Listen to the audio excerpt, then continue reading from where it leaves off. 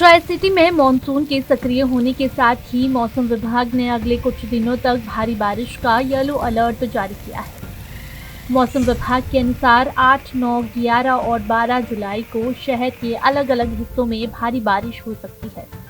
10 और 13 जुलाई को भारी बारिश की संभावना नहीं है। हालांकि आसमान में बादल छाए रहेंगे और हल्की बारिश हो सकती है।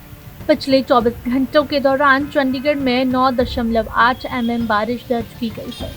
इस दौरान कुछ स्थानों पर गरज चमक के साथ तेज हवाएं भी चली। मौसम विभाग के मुताबिक बारिश के कारण ट्राई सिटी के लोगों को उमस और गर्मी से राहत मिलेगी। 8 से 12 जुलाई के बीच अधिकतम तापमान 36 डिग्री सेल्सियस से घटकर करीब 33 डिग्री सेल्सियस तक पहुंच सकता है, जबकि न्यूनतम तापमान 26 से 27 डिग्री सेल्सियस के बीच रहने की संभावना है। Bureau report, Punjab Kesari TV.